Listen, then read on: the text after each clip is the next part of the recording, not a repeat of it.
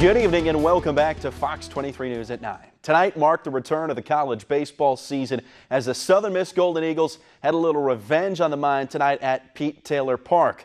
Southern Miss opening up the 2018 campaign against the very same team that ended their season last May, and the Golden Eagles blowing away MSU this evening to earn their first win of the year, 11-0 the final score. Luke Reynolds with a big day at the dish, a pair of hits and 2 RBIs. Storm Cooper also with 3 ribbies. Nick Sandlin got the opening night start and went 7 strong, struck out 9. These two teams will meet again in Game 2 of the 3-gamer tomorrow at 1 p.m.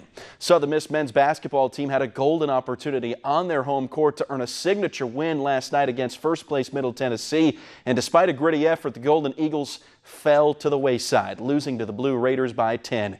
USM pulled even at 62-62 thanks to a 3-pointer from Ladavius Drain, but the Raiders rattled off 10 straight to end the contest. Cortez Edwards finished with 15. Dominique McGee wound up with 12 in the Eagles' 14th loss of the year. Golden Eagles continue their homestand with a game against Alabama Birmingham tomorrow evening. Meanwhile, in the DFW, the North Texas Mean Green jumped out to an early lead, held on to defeat Southern Miss 71-62. UNT built a 22-point lead that the Golden Eagles trimmed to 4, but USM could never get over that hump. Jayla King had an 18 for Southern Miss, who will visit La Tech tomorrow afternoon. After rallying to capture Olympic gold in the women's giant slalom, American ski sensation Michaela Schifrin returned to the slopes to compete in her signature event, the slalom. While a short turnaround is nothing new for Schifrin, the defending Olympic champion got physically sick before her first run down the slope, ended up missing the podium by 8/100ths of a second. The young skier had to settle for 4th. Out to Daytona we go. Last night's Can-Am Dual 150 qualifying races. The finishing order of the race number 1 set the inside row for Sunday's Daytona 500. It hasn't been a very good speed weeks for Jimmy Johnson. 8 laps into the 60-lap shootout, and he loses a tire, collects the 10 car of Eric Almirola, and the two will have to start Sunday's race from the back of the field. 3 to go now. Things heating up at the front. Jamie McMurray gets squeezed by Brad Keselowski. Around goes the 2 of Kes. McMurray sustained some damage to the front of his car, but a car that handled well out front all night long. That was the bright number 12 car, bright yellow car of Ryan Blaney. He cruises to victory. He'll start P3 on Sunday.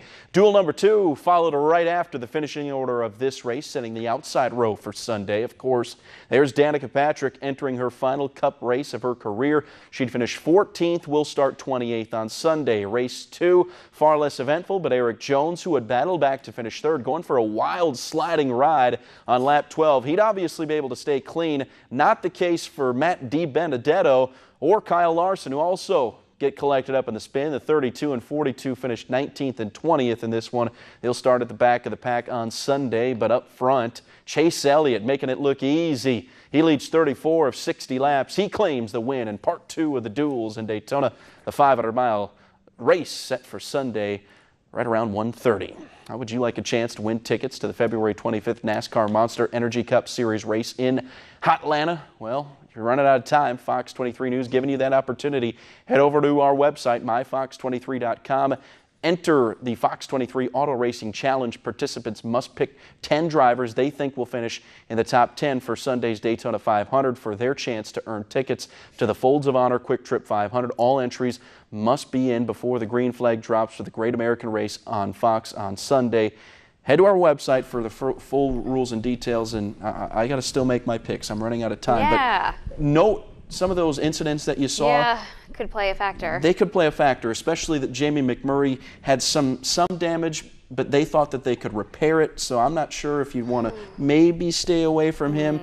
Matt DiBenedetto also. Blaney, yes. Almirola, yes. Caution flag is out. You think Almirola? Yeah. Well, he's got good equipment powered by Stuart Haas, so his backup car will be just fine. Yeah. Darrell Wallace Jr. finished 3rd last night. Maybe another dark horse right there. There you go. How about that really bright highlighter colored car? Yeah, it looked good out front, didn't it? Can't miss that.